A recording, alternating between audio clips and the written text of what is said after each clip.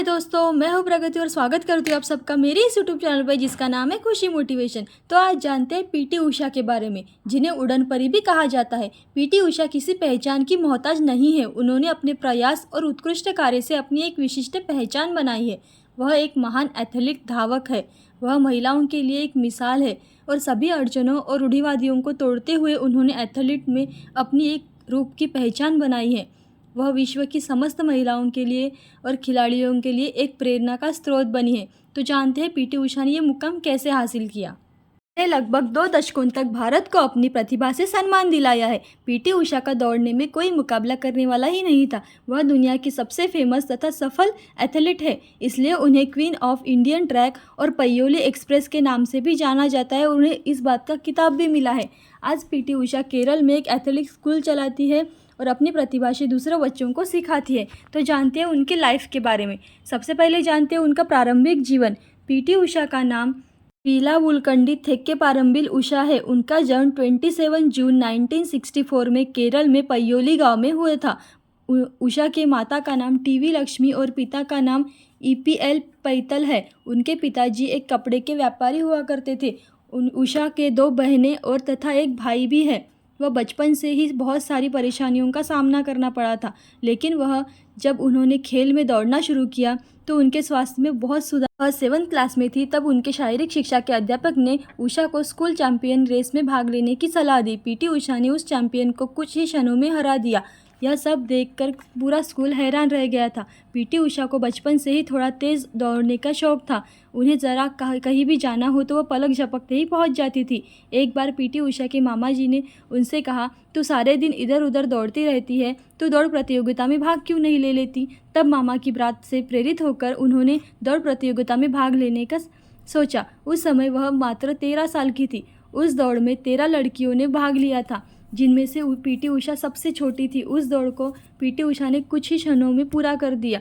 बाकी सारी लड़कियां देखते ही रह गई और दौड़ में अपनी जीत हासिल की। लोगों को उषा के अंदर एक महान एथलीट की छवि दिखाई देने लगी। कुछ समय बाद उषा को 250 रुपये की मासिक छात्रवृत्ति मिलने लगी, जिससे वह अपना पूरा गुजारा करती थी। उस दौड़ प्रतियोगिता में उषा ने एक अनोखा रिकॉर्ड बनाया था, जिसकी उन्होंने भी कल्पना नहीं की थी। उन्होंने वह दौड़ तो आसानी से जीत ली थी, लेकिन अनजाने में ही उन्होंने नेशनल रिकॉर्ड तोड़ दिया था, जिसे वह खुद भी नहीं जानती थी। उस समय उषा की आयु सिर्फ और सिर्फ 13 साल की थी। ऐसा कारनामा करने के लिए उन्हें बहुत ही उत्साह और लहर दौड़ पड़ी थी। अपनी इस जीत के बाद उषा ने स्कूल के जिला स्तर पर होने वाली सभी मुकाबलों में जीत दर्ज की। पीटी उषा का कहना है कि उनके चाचा जी स्कूल के अध्यापक थे, इसलिए उनके माता पिता को मनाने में उन्हें ज़्यादा परेशानियों का सामना नहीं करना पड़ा। उसके माता पिता एथलीट करियर को आगे बढ़ाने के लिए ट्रेनिंग में भी मदद किया करते थे। जब पीटी उषा दौड़ने जाती थी तब उनके पापा उनके साथ जाया करते थे। वह समुद्र के किनारे दौड़ना बहुत पसंद करती है। उन्होंने कई बार इसका अभ्यास भी किया। धूल भरे रास्तों में दौड़ना, गाड़ियों के बीच दौड़ना, बहुत सारी प्रैक्टिस भी की। उन्होंने अपने जीवन में ऐसा एक मुकाम हासिल किया जहाँ पर उन्होंने मुसीबतों का बहुत सामना किया। और सुबह सुबह जब वो ट्रेनिंग के लिए निकलती थी, उनके पापा इसलिए साथ जाते थे क्योंकि वहाँ पर बहुत कुत्ते हुआ करते थे और पापा अपनी छड़ी लेकर मैदान जाया करते थे। तो जानते हैं उनका एथलीट करियर। सन 1979 में उषा ने राष्ट्रीय विद्यालय खेलों में भाग लिया था, जो एम नॉमिनर का उनकी ओर ध्यान आकर्षित हुआ। वे अंत तक उषा के प्रशिक्षक रहे। 1980 में मास्को ओलंपिक में उनकी शुरुआत कुछ खास नहीं रही। सन 1982 के बाद का समय पीटी उषा के लिए बहुत ही चमत्कारी साबित हुआ है। सन 1982 में नई दिल्ली के एशियन खेलों में उन्होंने 100 मीटर और 200 मीटर में सिल्वर गोल्ड जीता है। इसके अलावा साथ ही कुवैत में Asian track and field championship में उषा ने 400 मीटर दौड़ में गोल्ड मेडल जीता। वह एक इंडियन नेशनल रिकॉर्ड भी दर्ज कर चुकी है। उषा ने चैंपियनशिप में कुल 13 गोल्ड अर्जित किए थे। सन 1980 में पीटी उषा ने एथलीट के रूप में अपने अंतर्राष्ट्रीय करियर की शुरुआत की थी। कराची में आयोजित हुए पाकिस्तान ओपन नेशनल मीट से की थी। इस एथलीट मीट उन्होंने 4 गोल्ड मेडल जीते थे।